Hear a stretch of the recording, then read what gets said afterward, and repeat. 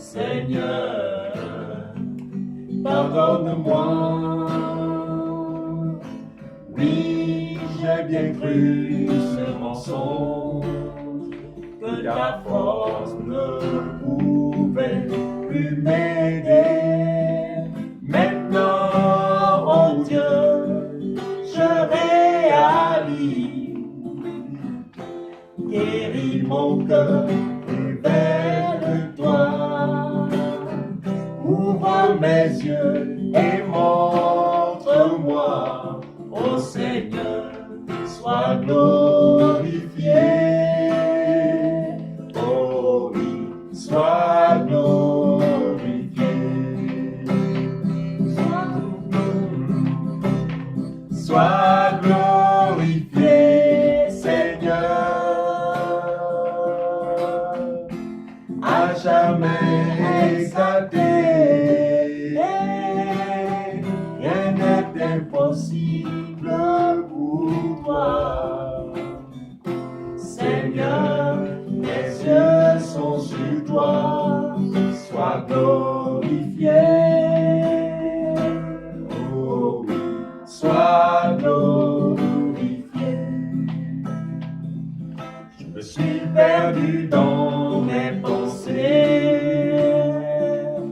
Seigneur, pardonne-moi, cherchant la sagesse humaine, au lieu de rechercher ta lumière.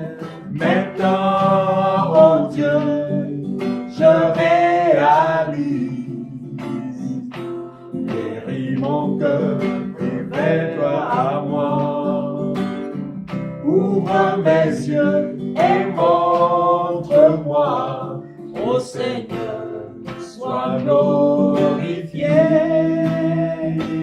Oh, sois glorifié.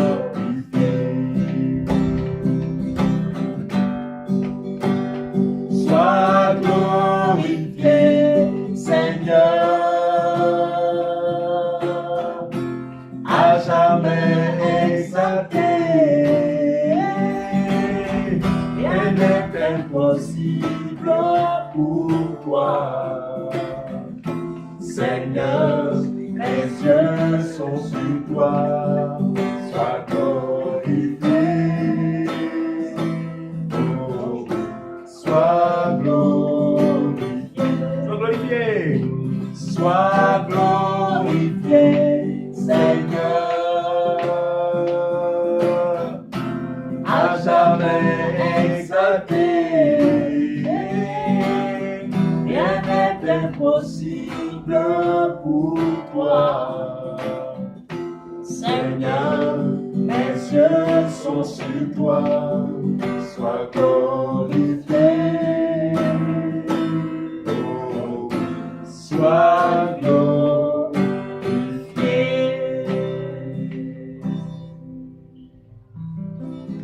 Gloire à notre Dieu. Bonjour, bonsoir, chers internautes. Bienvenue dans le cadre de votre émission phare. Cette émission qui a pour but de vous enseigner la parole de Dieu. Et bien-aimés dans le Seigneur, je suis votre frère Clément. Je ne suis pas seul, je suis accompagné de mes deux frères. Donc ici, j'ai le frère Fabrice Djelé. Bonjour mon frère. Bonjour mon frère, ça va? Et ici j'ai Dieudonné Chevena. La paix soit avec toi mon frère. Amen. Donc voilà, nous sommes là pour vous servir car nous avons été établis pour vous servir. Étant ministre de la parole de Dieu, nous sommes là pour vous apporter certains éléments qui pourront, n'est-ce pas, vous faire du bien pour l'avancement, n'est-ce pas, de l'œuvre de Dieu dans votre vie. Donc vraiment, nous sommes encore très heureux de vous avoir nombreux parmi nous qui nous regardez. Et vraiment que le Seigneur vous garde fidèle à lui, attaché à lui. Donc vraiment, soyez bénis dans le nom puissant de notre Seigneur Jésus-Christ. Donc sans plus tarder, nous avons par la grâce de Dieu concocté quelque chose pour vous ce soir. Nous voulons parler ce soir d'un thème. Et ce thème, c'est l'homme de Dieu. Qui est homme de Dieu? Hmm.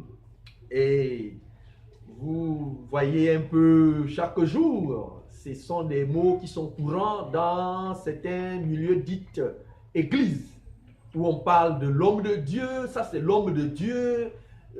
Donc nous voulons, à la lumière des Écritures, savoir qui est l'homme de Dieu et qui n'est pas homme de Dieu également. Parce que s'il y a un homme de Dieu, c'est qu'il y a d'autres, ou bien il y a d'autres qui ne sont pas des hommes de Très Dieu. bien. Donc, à la lumière des Écritures, vraiment, nous voulons démontrer avec vous ce soir ce qui est l'homme de Dieu. Donc, prenez des notes. Nous voulons vous exhorter à prendre un bic avec un papier, si possible une Bible, pour examiner comme les chrétiens des Bérets, qui examinaient chaque jour ce qui leur était enseigné. Enfin, vraiment d'être en accord avec la volonté de Dieu. Donc, nous voulons parler, n'est-ce pas, de l'homme de Dieu. Qui est l'homme de Dieu? Voilà la thématique que nous allons aborder pratiquement durant 1h30 par la grâce de Dieu. Et pour ce faire, je me tourne directement vers mon frère Njele Fabrice pour déjà avoir un esquisse de ce thème, de cette thématique, frère Fabrice. Aujourd'hui, nous entendons vraiment ça dans ces milieux aujourd'hui dites églises. Oh, ça c'est l'homme de Dieu. On ne doit pas toucher à mes ouais. C'est l'homme de Dieu. À tel point que ce soi-disant homme de Dieu, qui est qu'on appelle aujourd'hui homme de Dieu, peut, n'est-ce pas, commettre certaines erreurs même. On ne peut pas même lui reprocher parce qu'on dit que c'est lui l'homme de Dieu. Il ne faut pas, c'est parce que c'est l'homme de Dieu. Donc voilà, vous allez déjà rentrer pour déjà donner à nos chers internautes qui nous regardent des éléments déjà d'approche en ce qui concerne le thème dont nous sommes en train d'aborder. Qui est l'homme de Dieu? C'est qui l'homme de Dieu? Vous avez la parole, frère Njele Fabrice. Merci, mon frère Clément, de pouvoir me donner la parole. Alors, ici, qui est l'homme de Dieu? Nous voulons prendre le livre de Jérémie 1, à partir du verset 4. On peut voir, là, on veut montrer l'homme de Dieu pleinement, celui que Dieu appelle homme de Dieu. Vraiment, prenez des notes Donc, avec nous. Nous sommes dans Jérémie. Par rapport à ce thème, vraiment, c'est aujourd'hui, les gens sont tellement manipulés par rapport à ces différents thèmes. Homme de Dieu, oh, je suis homme de Dieu. Oh, je suis homme de Dieu, ne jugez point l'homme de Dieu. Maintenant, on veut savoir qui Dieu reconnaît comme étant homme de Dieu. D'abord, on va dans l'Ancienne Alliance. On va à Jérémie 1 à partir du verset 4.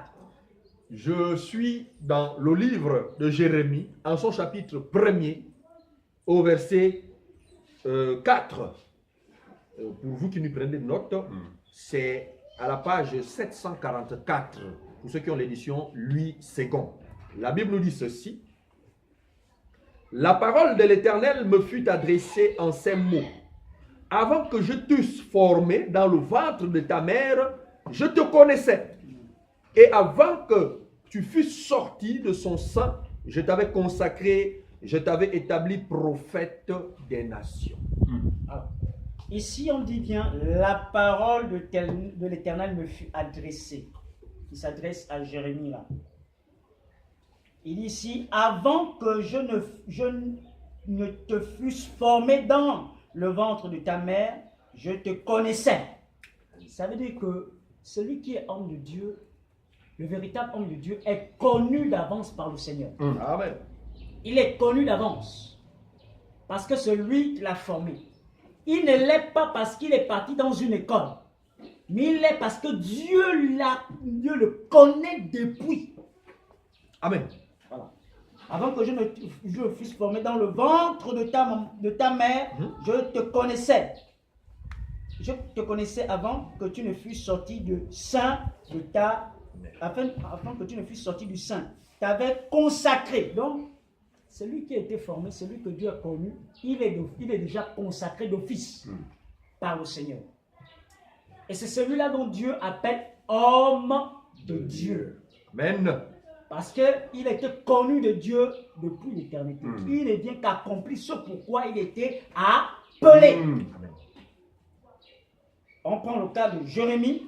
Jérémie, il a été appelé, comme nous dit ici la parole, il a été connu depuis l'éternité. C'est celui dont on appelle homme de Dieu. Et il parlait de, l'homme de Dieu parle de la part de Dieu. Il n'y a pas d'autre message que celui de Dieu. Ça veut dire qu'il n'y a pas d'autre enseignement. Ce n'est l'enseignement qui lui a été confié.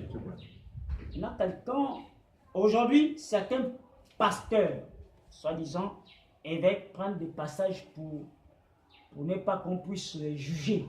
Parce qu'ils disent qu'on ne juge pas oint. Ne touchez pas, mais oint. Ils prennent de ces genres de passages. Profite de cela. Voilà, pour mieux asservir le peuple. Nous voulons ici lire l'un des passages dont ces faux docteurs utilisent pour mieux manipuler, pour mieux opérer aux yeux de tout le monde pour qu'on ne sache pas ce qu'ils font.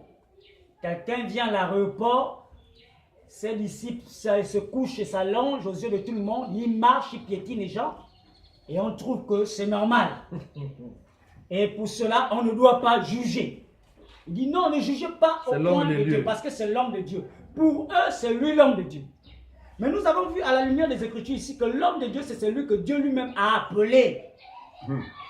Il a appelé. Ce n'est pas aujourd'hui qu'on t'appelle. Ce n'est pas tu te fabriques une formation. Parce qu'aujourd'hui, mes frères, pour être homme de Dieu, il faut aller dans une formation théologique, il faut être formé. Formé. Alors que l'homme de Dieu ici, Jérémie ne savait même pas, pendant qu'il était dans le ventre de sa mère, l'homme de Dieu, quand on regarde un peu même les apôtres, il ne se préparait pas à être homme de Dieu. C'est-à-dire il ne partait pas à l'école pour le devenir. Mais il a fallu que le Seigneur les appelle. Amen. Ils étaient même surpris de l'appel. Mais aujourd'hui, les gens ne sont même plus surpris d'être pasteur. Il part seulement, il sait que non. Il part faire une formation, il devient pasteur. Alors ici, nous voulons comprendre ici que l'homme de Dieu, voici certains passages, allais-je dire, par rapport à ces passages qui justifient des abominations que nous voyons dans Facebook, dans YouTube, des abominations pas possibles. Alors, nous voyons 1 Chronique 16, verset 22. Voici les passages que le loup cruel torture le peuple. Oui, chers internautes, vous allez lire avec moi dans 1 Chronique, chapitre 16, au verset 22. La Bible nous dit ceci. Ne touchez pas à mes oins et ne faites pas de mal à mes prophètes. Chantez à l'Éternel, vous tous, habitants de la terre, annoncez le jour, en jour son salut. Ici on dit, ne touchez pas à mes oins. De quel oin dont on parle? Ça c'est les vrais oins du Seigneur. On dit, ne touchez pas à mes oins. Les oins, vous savez que lorsque Dieu choisissait un prophète, on loignait le prophète d'huile. Pour attester, c'est l'huile qui symbolisait la capacité. C'est l'huile qui est l'onction qui symbolisait la capacité. Et là, il dit, ne touchez pas à mes oins. Pourquoi? Parce qu'ils ont été mis à part pour un service bien précis. Voilà, c'est pourquoi Dieu dit ici, ne touchez pas à mes oins. Ils ont été consacrés. Par rapport à ça, c'est bien à un temps bien précis. On parle de dans l'ancienne alliance. Ouais. Il ne faut pas confondre les choses. Dans l'ancienne alliance, on oignait le prophète, lui, pour devenir, pour avoir la capacité. Dans la nouvelle alliance, Dieu, ce n'est plus la donne. Parce que dans l'ancienne alliance, c'était une seule personne qui était la voix, la bouche de Dieu. On dit, c'était lui pour savoir qu'est-ce que Dieu veut, là où Dieu veut nous amener, il fallait consulter le prophète. C'est lui qui était l'homme de Dieu. C'était lui qui était l'intermédiaire. Aujourd'hui, dans la nouvelle alliance, il n'y a pas de prophète américain, de prophète congolais, de prophète, je ne sais pas. Le seul prophète dont nous devions consulter, c'est la personne de Jésus. La Bible déclare qu'il y a un seul médiateur, c'est Jésus-Christ, homme. Alors, le prophète c'est Jésus, le pasteur c'est Jésus, le docteur c'est Jésus, l'apôtre c'est Jésus, parce qu'il a dit, l'évangéliste c'est Jésus. Les 5 ministères se résument en une seule personne, c'est la personne de Jésus. C'est un seul ministère. Voilà, un seul ministère, c'est celui de Jésus. Parce qu'il a dit, il a fait les uns comme pasteur, docteur, prophète. Et lorsqu'il l'a fait, tu ne deviens pas parce que tu pars dans une école il fait cela selon le bon plaisir de sa volonté. Et selon la grâce. Amen. Voilà. Il nous a été accordé. Donc ici, lorsque Dieu dit ici, ne faites pas, ne touchez pas à mes oins, évidemment, il y avait de oins. Il y avait de oins. Je parlais que dans l'Ancienne Alliance, c'était de l'huile. De l'huile qui était bien composée. Ce n'est pas de l'huile d'olive. On avait déjà parlé de ça. Expliqué de cela. Alors, c'était l'huile qui avait bien de certains composants. Maintenant, nous disons ici, dans la nouvelle alliance, il dit, je fais de vous un royaume de sacrificateurs. D'abord, dans l'Ancienne Alliance, il prévoit déjà cela. Je fais de vous un royaume de sacrificateurs pour ma gloire. Alors, ici, c'est Dieu qui choisit toujours. Dans Jean 15, verset 16, il dit, ce n'est pas vous qui m'avez choisi, mais c'est moi qui vous ai choisi. Pour faire quoi? Pour que vous puissiez produire du fruit digne. Mais au regard de tout ce que nous voyons, est-ce que ces soi-disant pasteurs qui produisent, pour produire des fruits dignes de la récompense? Mais on voit des fruits que ces pasteurs-là produisent, ces faux prophètes produisent, en piétinant les gens, en faisant brouter de l'herbe aux gens, et disent qu'on ne doit pas les juger par rapport à ces faits. C'est pas possible. Soi-disant que ce sont les hommes de Dieu. Soi-disant que ce sont les hommes de Dieu. Alors que Dieu ici parle que je vous ai choisi pour produire du fruit digne de la repentance. Amen. Est-ce que de tels fruits ont lieu d'être jugés ou bien n'ont pas lieu d'être jugés? À la lumière des Écritures, nous pouvons bien constater et voir que Dieu nous dit l'homme spirituel juge de tout. Et lui-même n'est jugé par personne. Donc lorsque nous voyons de tels dégâts, on a besoin de pouvoir restituer les choses. Amen. Par rapport à la parole. Il faut recadrer. Et recadrer, il va bel et bien, nous devons juger. Parce que la parole de Dieu est le seul juge. Nous n'utilisons pas autre chose si ce n'est la parole. Nous ne jugeons pas de nous-mêmes, nous jugeons conformément à la parole. C'est d'ailleurs la parole qui nous juge. C'est le seul juge. Voilà. Donc c'est pourquoi nous utilisons cette parole. Mais lorsque quelqu'un lit un verset biblique, parce que le commun des hommes, lorsque vous suivez ça, certainement certains disent que mais cela passe du temps à train de juger. Non. Le commun des hommes, quelqu'un ne peut pas être de Dieu et n'est pas jugé. Ce n'est pas possible. Si tu es de Dieu, tu dois faire la part des choses. Juger, c'est discerner ce qui est bon et ce qui n'est pas bon. Quand quelque chose n'est pas conforme à la parole, on a pour obligation de dire que ça, ce n'est pas conforme. Amen. Alors, si pour vous, nous devenons des juges, alors je suis un juge de la justice. Nous sommes des juges de la justice. Nous jugeons conformément à la parole. Je voudrais un temps soit peu m'arrêter là et donner la parole à mon frère pour que le frère également intervienne. Merci frère Fabrice pour ces éléments vraiment d'apport par rapport au thème que nous sommes en train de développer concernant, n'est-ce pas, l'homme de Dieu. Donc pour ceux qui nous prennent en cours, nous parlons ce soir de l'homme de Dieu. Qui est homme de Dieu? Ou pourquoi appelle-t-on homme de Dieu? Pourquoi a-t-on coutume de l'entendre? Vous l'entendez souvent dans, n'est-ce pas, ces soi-disant églises, qui ne sont pas en réalité des églises. Oh, ça c'est l'homme de Dieu, ça c'est l'homme de Dieu. Déjà, vraiment, je bénis le Seigneur. Je bénis le Seigneur parce que s'il a mis ce moyen phare-là, effectivement, c'est pour apporter l'éclairage nécessaire. Pour que ceux qui ont été connus d'avance puissent, n'est-ce pas, en jouir de cette lumière. Donc le phare a pour mission d'éclairer. C'est pourquoi le thème, n'est-ce pas, la thématique de notre émission, c'est phare. Le nom de la chaîne, c'est phare. Notre chaîne, c'est phare. Alors le phare, c'est pour éclairer.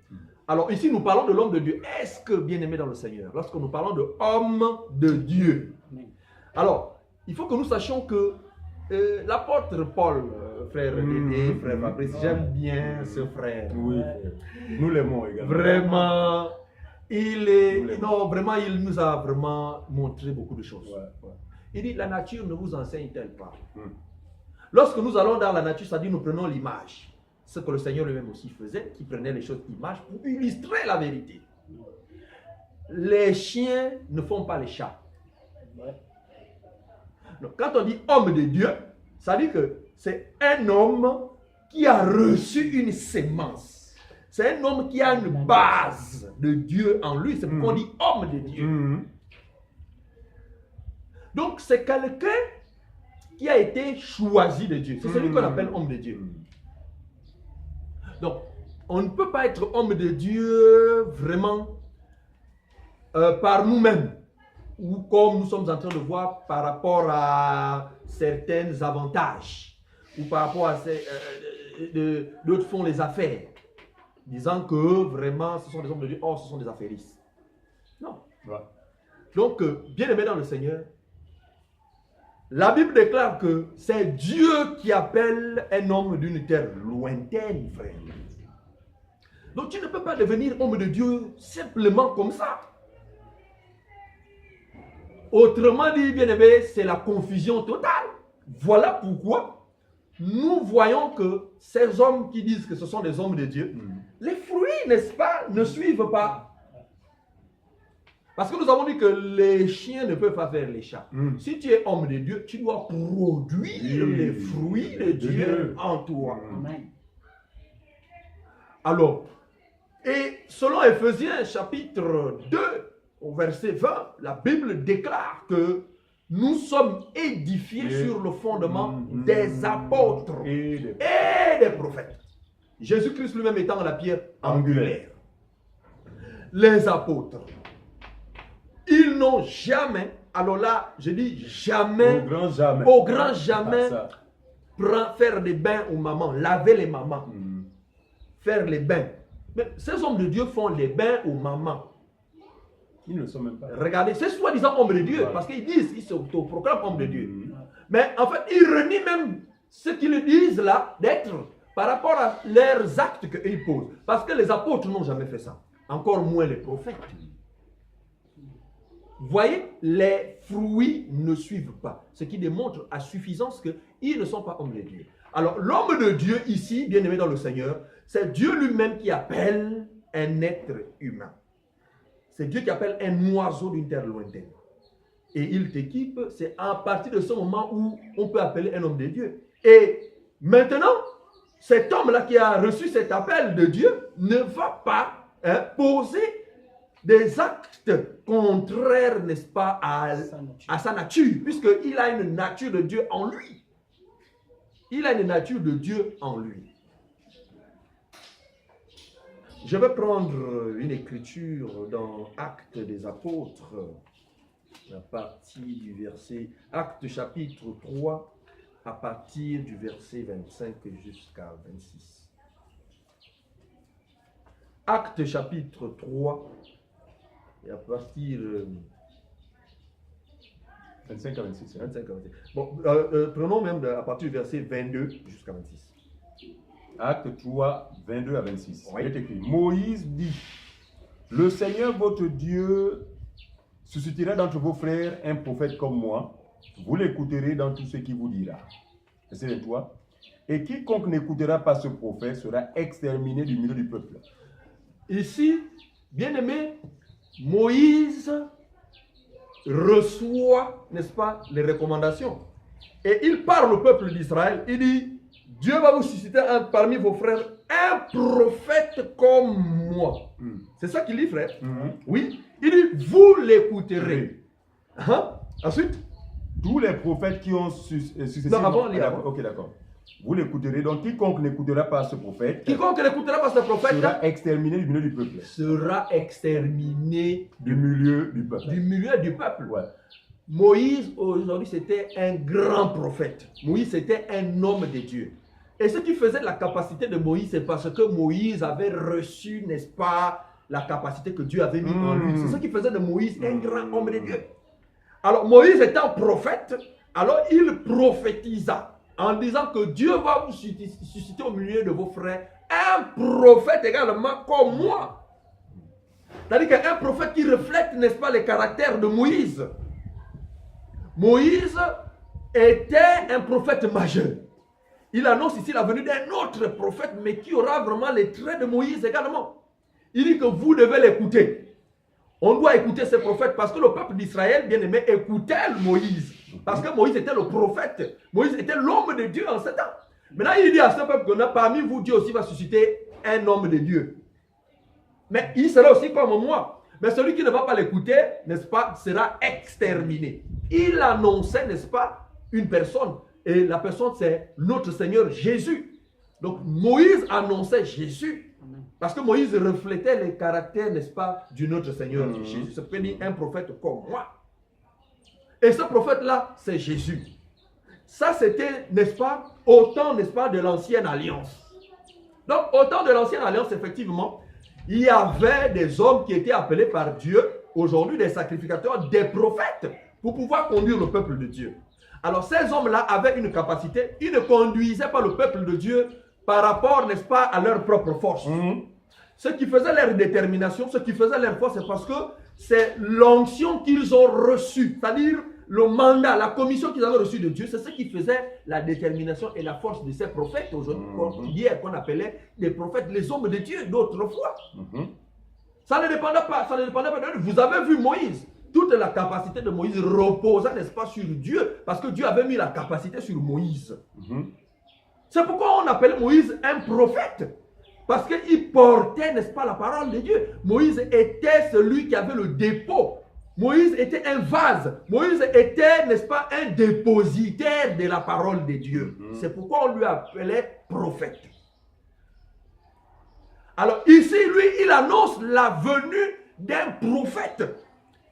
D'un prophète. Il dit, Dieu suscitera du milieu de vos frères un prophète comme moi. Il dit, ce prophète-là maintenant, vous devez l'écouter. Bien aimé, je disais que ce prophète, c'est Jésus qu'il annonçait.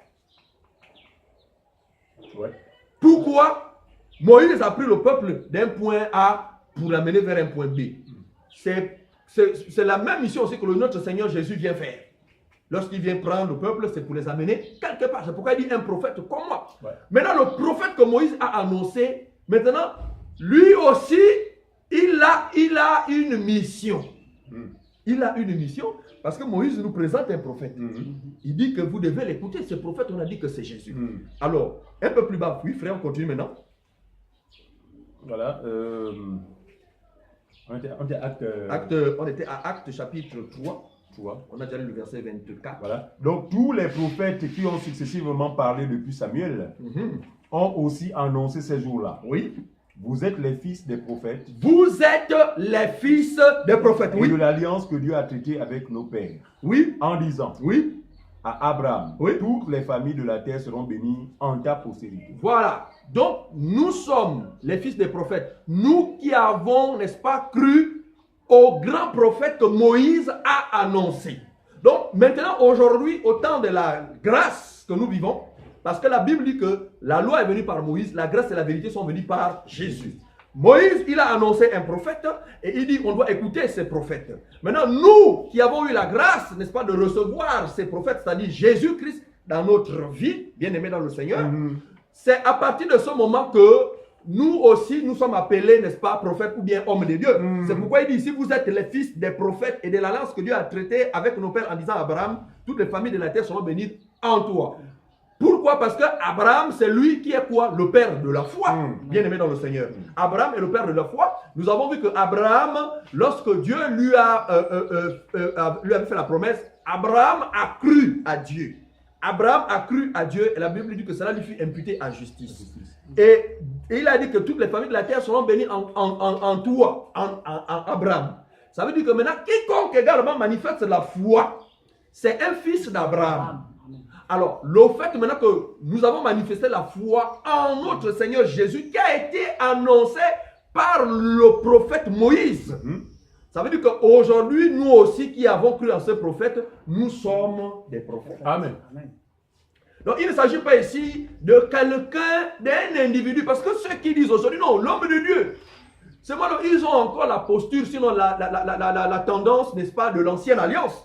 Parce que c'est dans l'ancienne alliance où, n'est-ce pas, il y avait une catégorie, n'est-ce pas, de personnes que Dieu lui-même choisissait, qu'il appelait des prophètes pour le servir. Vous voyez? Maintenant, dans la nouvelle alliance, ici, il faut simplement que ceux qui reçoivent la grâce de Dieu qui croient, n'est-ce pas, au prophète qui a été annoncé par Moïse, c'est-à-dire Jésus-Christ, un prophète comme moi, Jésus-Christ, ce sont ceux-là qui sont aujourd'hui appelés des prophètes.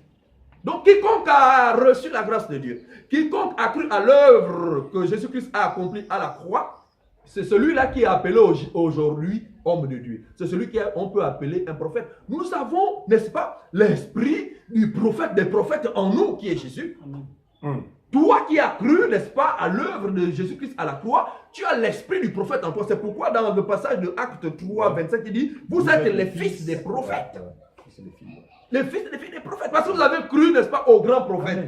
Et Abraham, lui, il a cru. Et nous manifestons également la foi en Jésus, comme Abraham avait manifesté la foi en la parole de Dieu qui lui avait été annoncée. C'est ce qui a fait que Abraham est un homme de Dieu. Moïse, homme de Dieu. Qualifié homme de Dieu. Tous ces prophètes d'autrefois, leur différence, sinon leur, j'allais dire, particularité, c'est parce qu'ils ont, n'est-ce pas, reçu, n'est-ce pas, la grâce de Dieu. Ils ont reçu le don, la grâce de Dieu, c'est ce qui a fait la particularité dans leur vie. Et c'est cette grâce-là qui permet, n'est-ce pas, d'exercer pleinement leur service dans lequel ils ont été appelés. Et c'est pourquoi, bien aimé dans le Seigneur, quelqu'un, Jean, on a fini? On a fini, non? Voilà. Rapidement, Jean 3.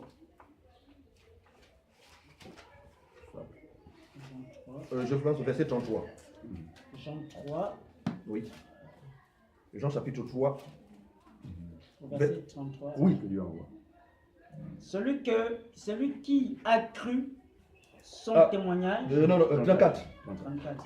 Car celui que Dieu envoie dit les paroles de Dieu. Oui. Parce que Dieu ne lui donne pas l'esprit avec mesure.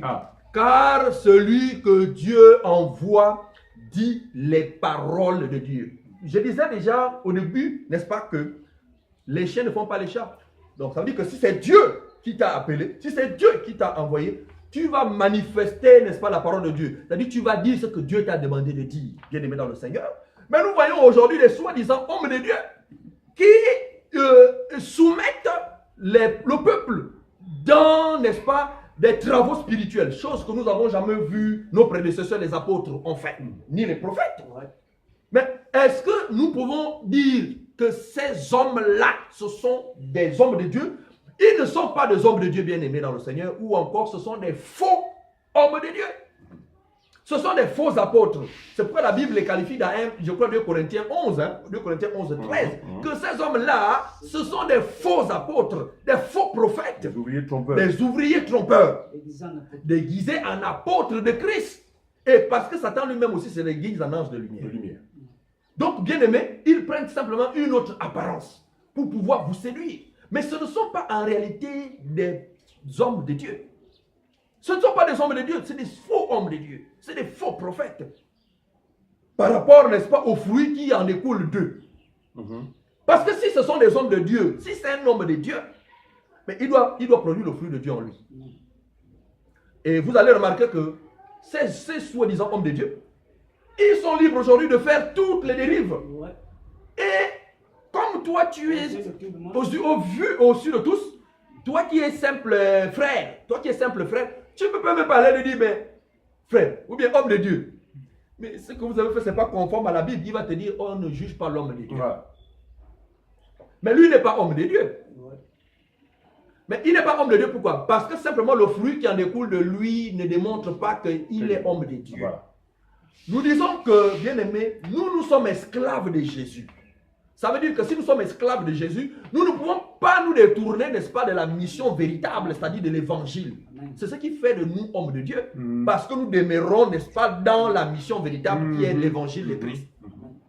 Mais maintenant, eux aujourd'hui, vous voyez qu'ils prennent une autre apparence. Ils changent simplement de forme. Ce sont des faux apôtres. Ce sont des faux prophètes. Conclusion, ce ne sont pas les véritables hommes de Dieu. Ce ne sont pas les véritables hommes de Dieu. Donc on ne peut même pas lui reprocher. Regardez comment se passe dans ces soi-disant églises aujourd'hui, bien aimés dans le Seigneur, vous-même vous en jugez. Vous entendez que non, mais il paraît que le pasteur, il est avec la sœur X. Il paraît, ce genre de choses. Voyez-vous, ça démontre à suffisance que, normalement, il n'est pas homme de Dieu. Il n'est pas homme de Dieu. Il n'a pas cru, il n'a jamais cru. Donc, du coup, leur procédé ne cadre pas avec la volonté de Dieu. Je ne vais pas monopoliser la parole. Il y a beaucoup de choses à dire. Je vais passer la parole à mon frère Dédé aussi, qui va de plein pied nous apporter encore d'autres choses. Que Dieu bénisse sa parole. Amen. Merci, cher bien-aimé. Vraiment, c'est Dieu qui permet ces moments, qui suscite ces moments, qui nous a suscité pour véritablement apporter. Et nous savons que nous ne sommes pas les seuls. Dans le monde entier, il y a des vrais frères, ça nous le connaissons, mais qui effectuent le même travail que nous effectuons. Alors, donc, comme disait le frère tout à l'heure précédemment, que notre émission, le phare, a un objectif. C'est non seulement présenter la bonne nouvelle, en vue de permettre aux brebis du Seigneur de gagner la bergerie, mais également d'apporter la connaissance. Ça veut dire que s'il y a des points qui sont confus, n'est-ce pas, jusque-là, dans votre entendement, n'est-ce pas, le phare va intervenir et vous aurez le sens de ce que vous ne comprenez pas, par la grâce de Dieu. Non pas que c'est une sagesse qui est la nôtre, mais nous sommes de ceux qui pensons que nous avons la connaissance de Dieu parce que le Saint-Esprit en nous prend ce qui est en Dieu et nous le communique. Amen. Voilà, c'est sur cette base. Et c'est cette connaissance que nous nous efforçons par la grâce de Dieu à pouvoir vous communiquer. Alors, le thème c'est l'homme de Dieu. Qui est-il exactement? Mon frère Fabrice, en introduction, a pris un passage qui est celui de Jérémie, n'est-ce pas? Un passage qui a démontré que Jérémie n'a pas été prophète au moment où il a été reconnu par les hommes comme étant un prophète. Mais Jérémie l'a été avant la fondation du monde. Regardez, nous ne voulons pas nous éloigner du cadre de Dieu. Nous sommes dans le cadre de Dieu. Amen. Et quand on parle d'homme de Dieu, ce n'est pas toujours clair. Parce que Dieu, frère, peut être aussi un petit Dieu. Voilà, nous voulons d'abord commencer par là. Quand on parle d'homme de Dieu, c'est vague. Parce que quelqu'un peut être un homme d'un Dieu étranger, d'un petit Dieu. Mais nous voulons balayer cette catégorie de personnes parce qu'ils ne sont pas concernés par ce que nous partageons ce soir. Mais nous voulons parler de l'homme de Dieu, c'est-à-dire que celui qui est né de Dieu, celui qui est envoyé de Dieu. Quel Dieu? Le créateur du ciel et de la terre. Jean en parle dans 1 Corinthiens là-bas lorsqu'il traite des sujets des idoles. Il dit que même si pour le monde il y a plusieurs dieux, pour nous, nous n'avons qu'un seul Dieu. Et c'est de celui-là que nous voulons parler ce soir. Qui est homme de Dieu?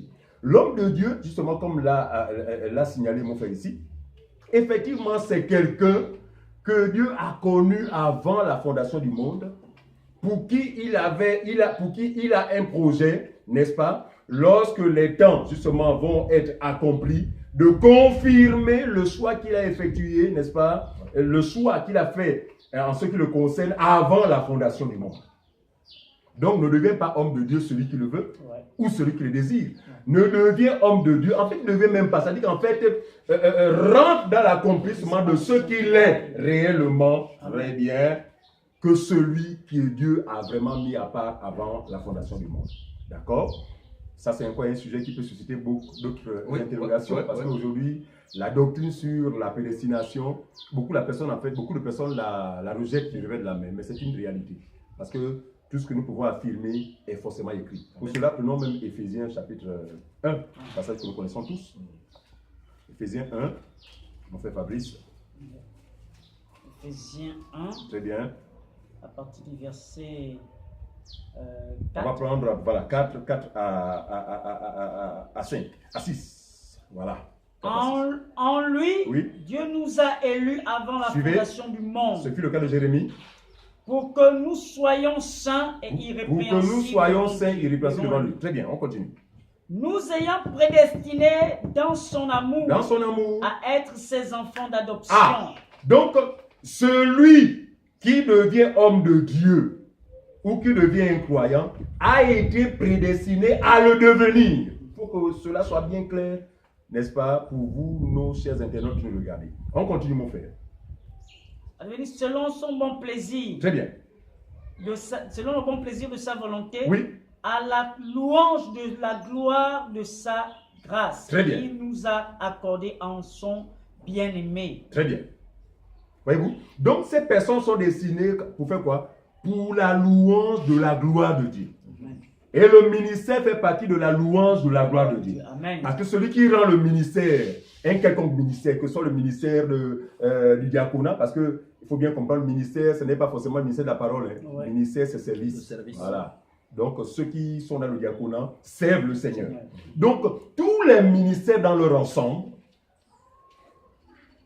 participent à quoi? À la gloire du Seigneur. En fait, ces ministères glorifient le Seigneur. Ces personnes qui les exercent ont été justement prédestinées avant la fondation du monde à pouvoir les exercer. Maintenant, ce qu'il nous faut comprendre, c'est que Dieu ayant un plan préétabli, n'est-ce pas, orienté vers des individus bien particuliers, parce que il ne sauvera pas tout le monde, il n'utilisera pas tout le monde pour la louange de sa gloire. Voyez-vous? Alors, ces personnes-là sont sorties provisoirement de ce plan à cause du péché d'un seul homme. Voyez-vous? Alors, le péché d'Adam et Ève a fait en sorte que ces personnes-là que Dieu a connues avant la fondation du monde, n'est-ce pas, se retrouvent un tant soit peu en dehors de son plan. En entendant quoi? En entendant les temps d'accomplissement. Parce que c'est Jésus, effectivement, que Dieu va envoyer pour ramener les siens dans sa maison. Et quand on parle de maison, c'est ramener chacun dans le plan initial. Voyez-vous? Et le prophète va le dire, prenons Ésaïe chapitre 53. Le prophète est clair là-dessus. 53, on va prendre le verset 6. 53, 6. 53, verset 6. Nous étions tous errants comme des brebis. Très bien. Chacun suivait sa propre voie. Voilà. Et l'Éternel a fait... Nous étions tous errants comme des brebis. Et quand on parle de tous ici, là, le frère Paul, le prophète Ésaïe est dans le contexte de la... dans le contexte de ceux qui ont été connus. Voilà, ceux qui ont été connus. Donc, je veux dire, la descendance ou encore La prédestination. Non. La postérité. La postérité. Qui est celle de Dieu. À qui la promesse a été dévoilée. Qui à un moment s'est retrouvé errante comme des brebis. N'est-ce pas? Jusqu'à ce que les temps d'accomplissement viennent pour que ces brebis errantes regagnent la bergerie. Regardez, cette attitude, cette position d'errance n'a pas annulé le plan que Dieu avait mis en place sur eux au préalable. Ce qu'il faille comprendre. Parce qu'aujourd'hui, ceux qui sont des vrais hommes de Dieu ont des passés lourds. Mais leur passé lourd n'a pas annulé l'appel de Dieu ou encore, c'est-à-dire la volonté de Dieu dans leur vie. Ça veut dire que ces personnes, malgré leur errance, autant marquées, devaient normalement retrouver le chemin. Voyez-vous? Alors, 1 Pierre chapitre 1 Pierre, c'est ce que 1 Pierre nous dit, 1 Pierre 2, verset 25. 1 Pierre 2, 25. 1 Pierre 2, verset 25. 5. Car vous étiez comme des brebis errantes. Vous voyez bien que la déclaration de Pierre est en harmonie avec le prophète. C'est pourquoi on dit l'église est bâtie sur le fondement des apôtres et des prophètes. Le prophète a parlé, l'apôtre vient parler, c'est la même chose. Il dit quoi, mon frère? Reprends. Car vous étiez comme des brebis errantes. Mais maintenant, vous êtes retournés vers le pasteur des gardiens de vos âmes. Reprends encore, frère. Car vous étiez comme des brebis errantes, mais maintenant vous êtes retournés vers le pasteur et le gardien de vos âmes. On s'arrête là. Ça veut dire que les temps d'errance allaient prendre fin pour les croyants, pour les hommes de Dieu. Parce qu'on va découvrir tout à l'heure que l'homme de Dieu n'est rien d'autre que le croyant. En définition simple, l'homme de Dieu n'est rien d'autre que celui qui a eu la grâce de croire au Seigneur. Amen. D'accord? Contrairement à ceux que nous croyons autrefois.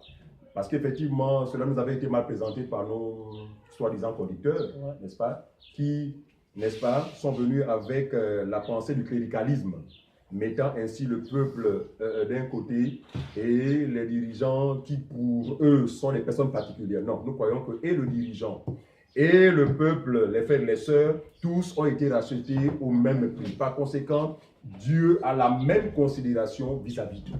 Amen. Mais nous voulons noter que devenir homme de Dieu ou femme de Dieu, parce que là aussi, il n'y a pas que l'homme qui est un homme de Dieu.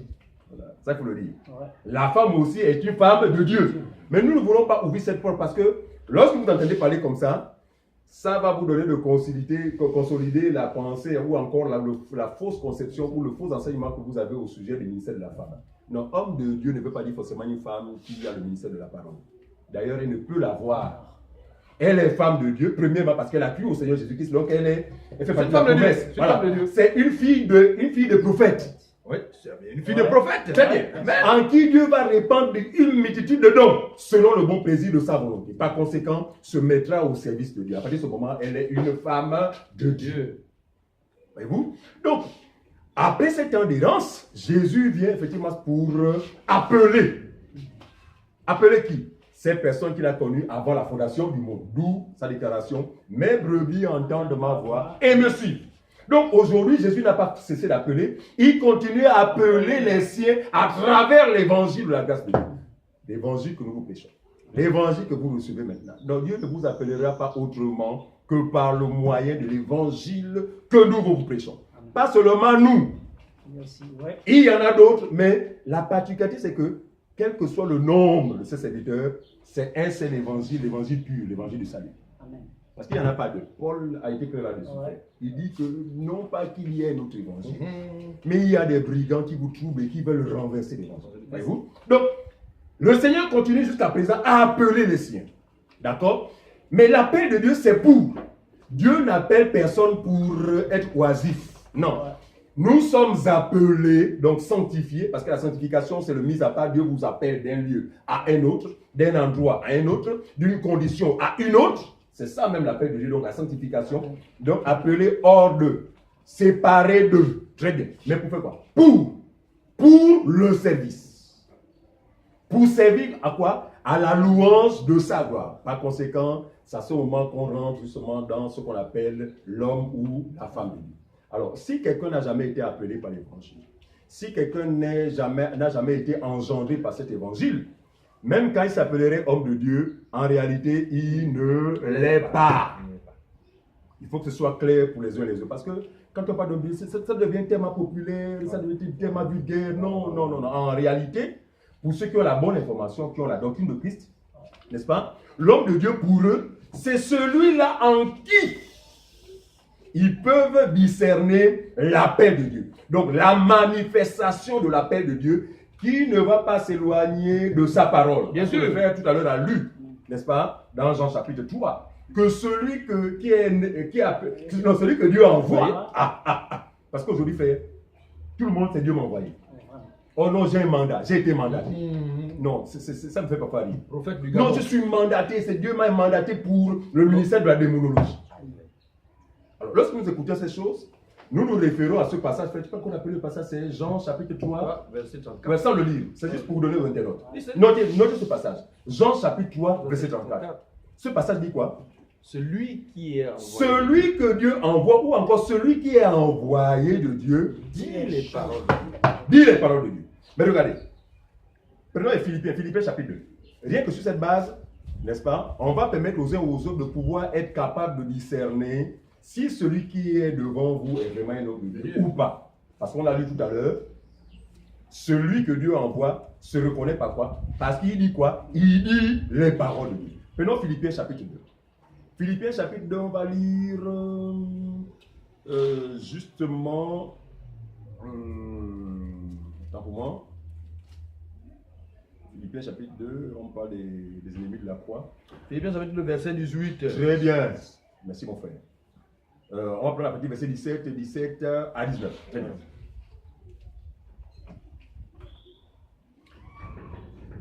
N'oubliez pas, chers internautes, on a dit tout à l'heure que celui que Dieu envoie, donc l'homme de Dieu, celui qui est digne d'être appelé homme de Dieu, celui que vous devez appeler homme de Dieu, se reconnaît en une chose.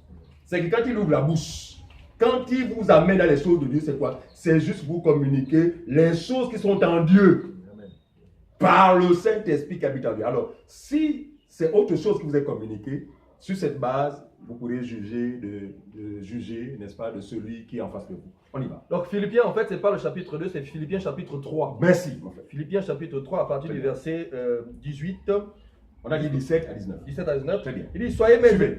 mes imitateurs, Soyez frères, mes imitateurs. et portez les regards sur ceux qui marchent selon le modèle que vous avez en nous. Suivez. Paul dit, soyez mes imitateurs. Regardez, Paul lui-même était un homme de Dieu. Amen. Confirmé par un ensemble de faits. Vous connaissez l'histoire de Paul.